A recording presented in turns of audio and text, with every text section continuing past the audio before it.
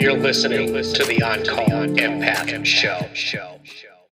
This is Raj Montage from the On Call Empath. I want to thank you for joining me today. Please like and subscribe this channel. I'm getting a lot of good feedback from all of you guys, so I'm just getting a lot of motivation from all you guys, all the people that are listening on my podcast. So let's just dig into it. I wanted to take some time and talk about 3 things that I do when I face physical pain. Now, as you guys know, I'm very transparent with my life. I don't really hide anything. A lot of you guys have known me that when I started the On Call Empath, I was suffering from a lot of physical pain. I've tried every treatment known to man. It's been a long journey, but the good news is there is hope at the end of the tunnel. So I just wanted to reach out to anybody that's listening, especially the empaths, HSPs, and the trauma victims, just to kind of put some context into the mind, body, and pain. Like, I feel, the stage that I'm in right now, I've come a long way through, self-actualization, doing the work. This is not a one-night fix whatsoever. Recovery process is a lifetime process. It's not linear. You're going to have ups and downs.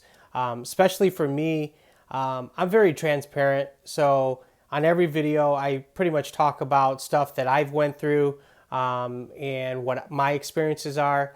Obviously, this is not medical advice. If you're going through some severe medical issues, you want to contact a physician or a doctor to definitely look at you. But I'm just sharing you my stories and what I did, what I did to kind of get back where I needed to. So let's go ahead and get started with empaths, highly sensitive people. We try to keep our emotions in.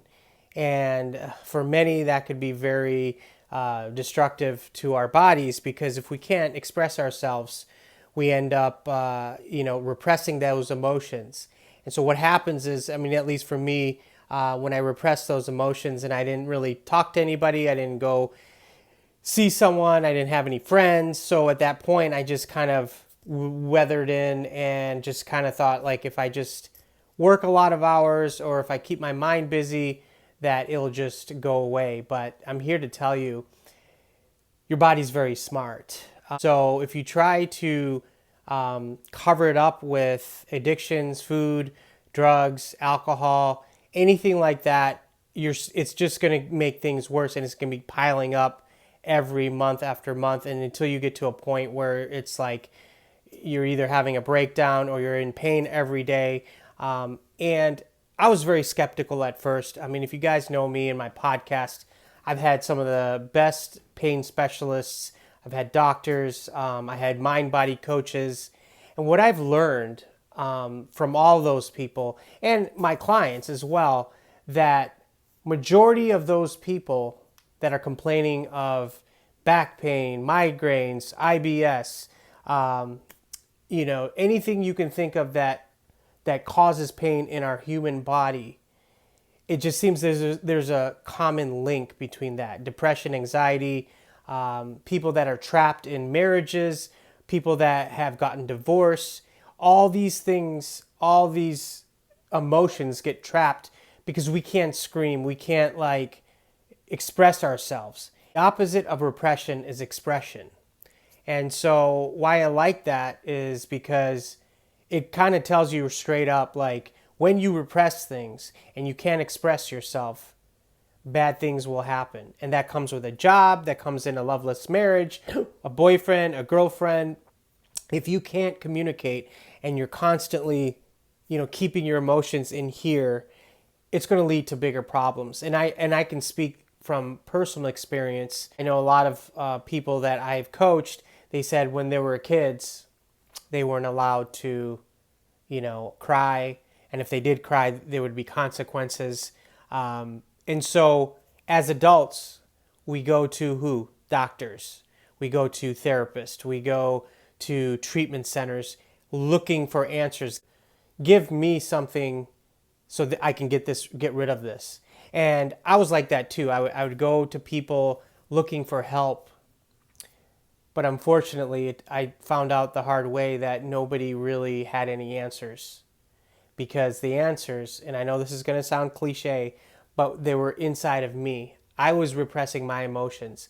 And when I went to doctors, unfortunately, it was 15 minutes. They didn't ask me how I was doing, what was going on in my life. It would just be prescription, 15 minutes, here you go.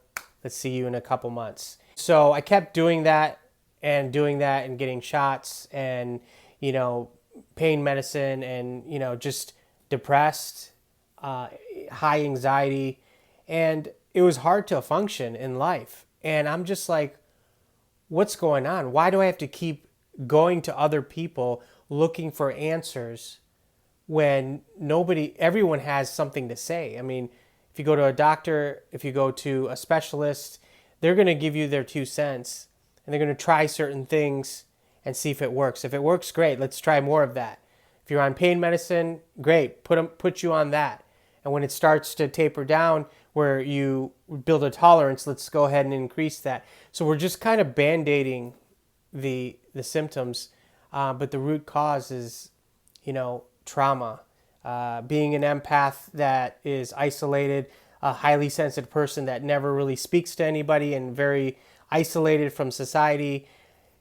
We can't be thinking all of this stuff in our heads, because eventually the roof is going to collapse on us. And that's exactly what happened to me, especially when I had a great job at one point. I was making a lot of money. I had a great place. I had, people around me that were very supportive, but no matter what, I couldn't figure out why I would wake up every morning with neck pain, back pain, migraines, irritable bowel, just the list goes on. And it's like, is my body trying to tell me something? Am I listening? And the truth is I wasn't. I kept making appointments with specialists and doctors. And, I have a lot of doctors friends, so I'm not against, the medical community. I think they have their place. But when it comes to empaths, highly sensitive people, trauma victims, the best form of therapy for me was to sit down and have a talk. And when I started talking to people that actually heard me, because, during trauma, when we're growing up, nobody hears us. We're all alone. And sometimes the best medicine is just having someone listen to us. And I've had a couple people that would sit down and really listen. They would put everything aside, and we would get to the bottom root cause. What's causing the stress? Are you in a highly toxic environment? Are you in a job that has a lot of stress and you're not, recognized? Are you in a loveless marriage where you're constantly trying to people please and be a yes person? Because that all builds up and causes havoc on the body. And I do know that the body that we have is meant to heal. I mean, it's a healing mechanism. It wants to heal us. But if we keep putting ourselves around negative people and we can't express ourselves, especially the trauma victims that they weren't allowed to have a voice. And if they tried to speak up, they'd be shunned, beaten, outcasted, gaslighted.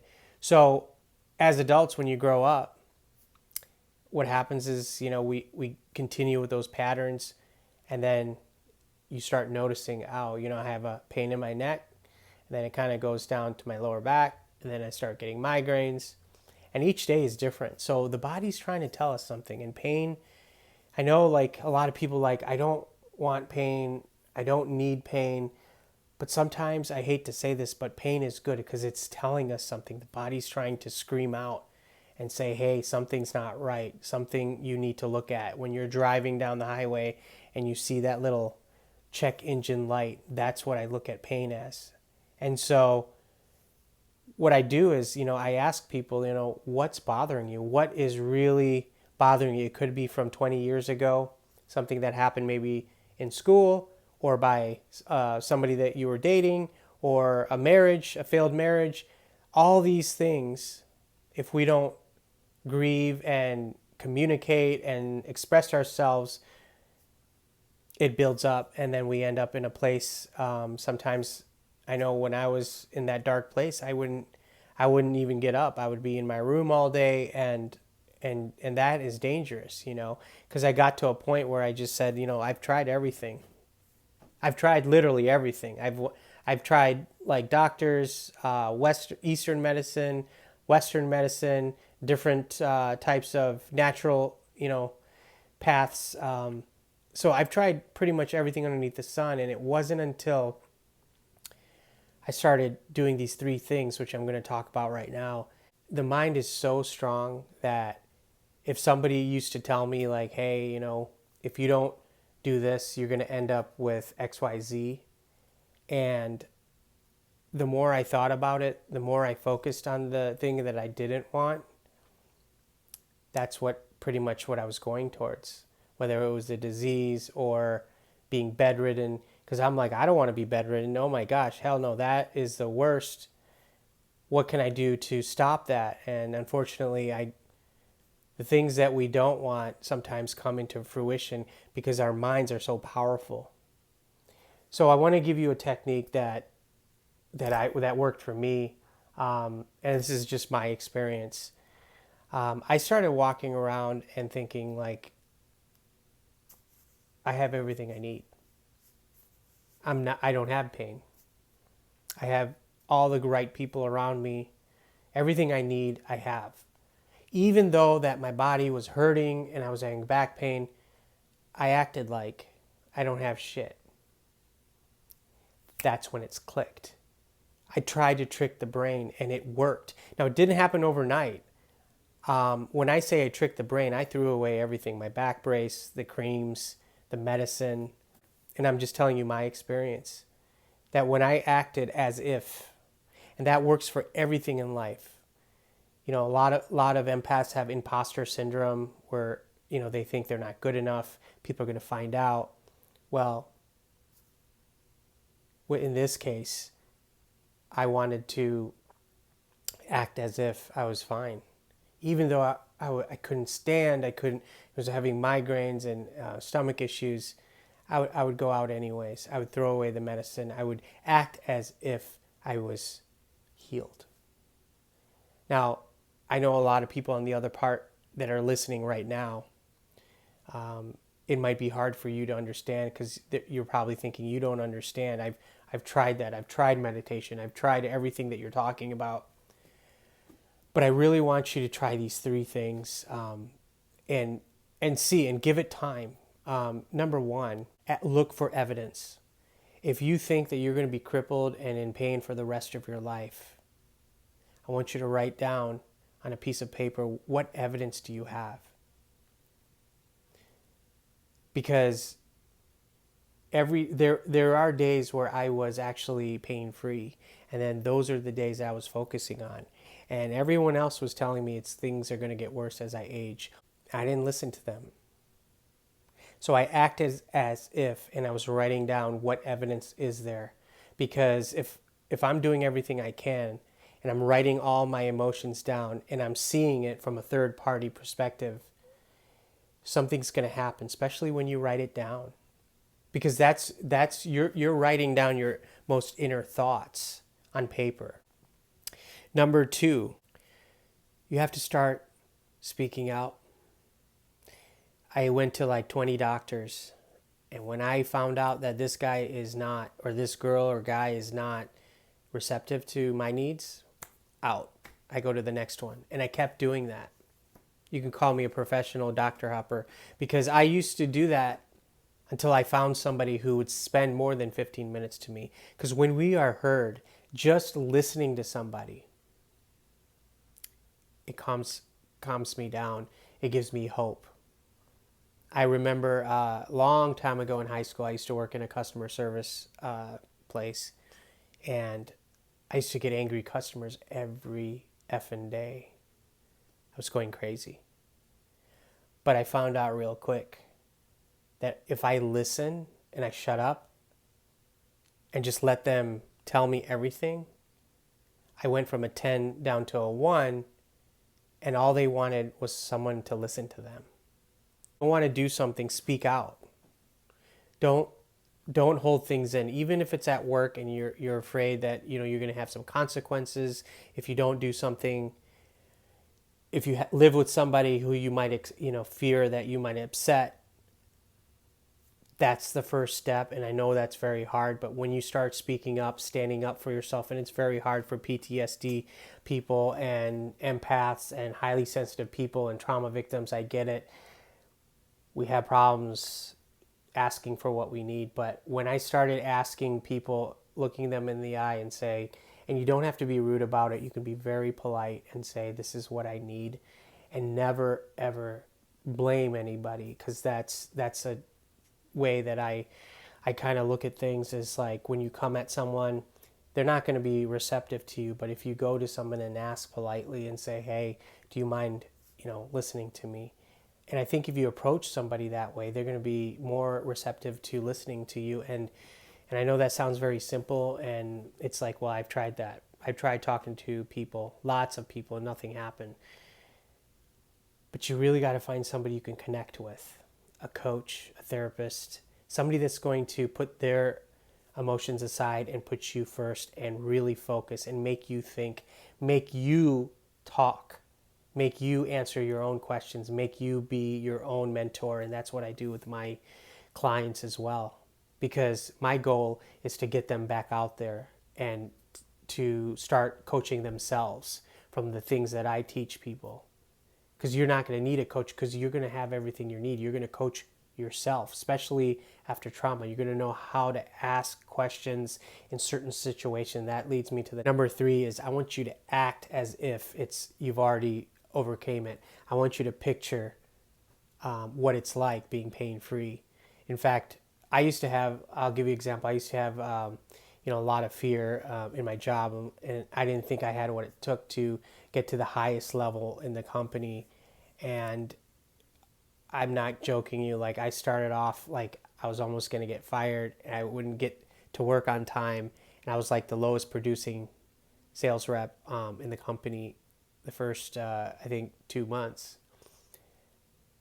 By 18 months, I was like at the top of my game. I was the number 1 rep in the company. And I mean, I was the same person. The only thing that changed was this. Even when I was driving to work, I was acting as if I was the number 1 rep, that I've already got that promotion. I'm already making that money. So there is something that happens when you start shifting your mind. And I'm not saying that you're going to just, get off this video and then start being like, well, I'm just going to do some wishful thinking and everything's going to change. It really doesn't work like that. You have to put in the work. And when I say work, it's an everyday thing. I mean, for me, it was every hour, every other hour. And then it got easier where it's every day. And so act as if you've already gotten there, whether it's pain or maybe it's not pain. Maybe you're pain free, but you want to attract certain people, you want to get a promotion, or you want to change your life. I want you to start acting as if it's already happened. Now, acting is one part, but then there's the action part. That's the other 50%. That's the effort, and that's something that's what I do. That's what I help people ignite their spirit to get up and put in that work. Because if you don't put action, it's like putting gas in your car, but it has no engine. It's not going to go anywhere. So what I challenge you guys is to use these 3 steps and give yourself like some time. Give it like a couple weeks. And if you start seeing little changes, you know that you're doing something right. Because I was at a point where I'm like, I can't keep running to other people. I can't rely on other people, and they're saying, okay, take this and you'll feel better. Okay, it worked for a little bit, and then it didn't. I hope you guys got something out of this video. For anyone that's watching, I hope you guys, I want to thank you for being with me on this recovery journey. As you know, these videos are my experiences, and I'm very transparent, and that's what this On-Call Empath is about. I'm not just someone that talks it. I mean, I've been through it. I've been laid out for months and years, with pain and being in a very dark place. And I'm living proof, and I'm standing here in front of you to tell you that recovery is possible. But it starts one step at a time, brick by brick. You'll get there. So please subscribe and like this video. I got a lot more things coming up this year. I'm teaming up with so many different coaches and different people on social media. We're going to team up and give you the best content. And I want to thank you guys for definitely all the love and support and coming with me on this journey. Stay tuned for the next episode. And we are out. You're listening to the On Call Empath.